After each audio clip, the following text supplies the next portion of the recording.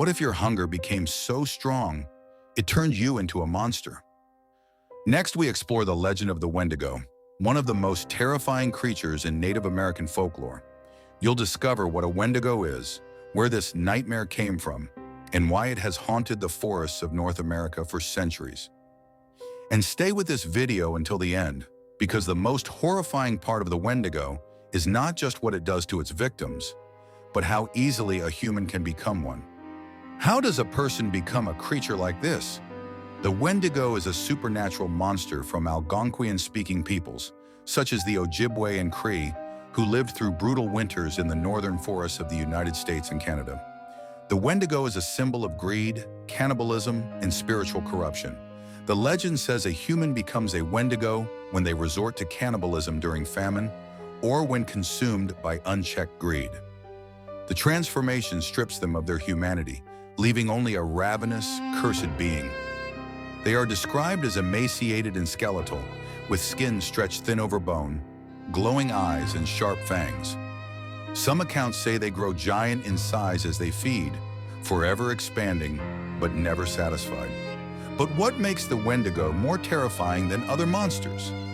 The Wendigo is defined by endless hunger. No matter how much it eats, it only grows hungrier. Some stories say every time it consumes a person, it grows in proportion to the meal, making its hunger even larger. It can never be full. This makes the Wendigo less of a simple predator and more of a force of nature. It embodies starvation in the dead of winter, when food was scarce and survival was uncertain.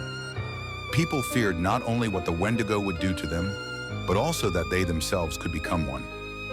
Where did this nightmare come from? The Wendigo legend comes from the Algonquian peoples of the Great Lakes and Canadian forests. These were harsh landscapes where winters could be deadly. The Wendigo served as both a monster and a warning.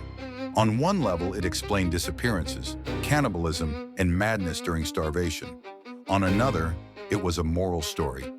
The Wendigo represented selfishness, greed, and the ultimate taboo, eating another human being. This wasn't just a ghost story, it was a cultural lesson.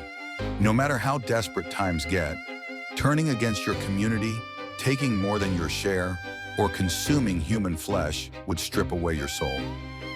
But what happens if you actually meet one? Stories of the Wendigo describe it as a terrifying presence in the woods. Its voice is said to be a chilling scream carried on the wind, or worse, a whisper that mimics a loved one calling your name. Hunters describe seeing tall, skeletal figures moving silently through the trees. In some tales, the Wendigo has the heart of ice, and its presence alone chills the air around it. Others say it leaves behind tracks too large for any human or animal, disappearing suddenly as if it floated over the snow. For those unlucky enough to see it directly, the Wendigo is said to move with impossible speed, its hunger driving it endlessly forward. Is there any way to stop something that can never be satisfied? Legends differ on how to kill a Wendigo. Some say fire is the only way, burning it until nothing remains. Others speak of piercing its frozen heart with a silver blade. Still others claim no weapon can truly kill it, because the Wendigo is less of a creature and more of a curse. For most communities, the answer wasn't to fight the Wendigo, it was to avoid becoming one.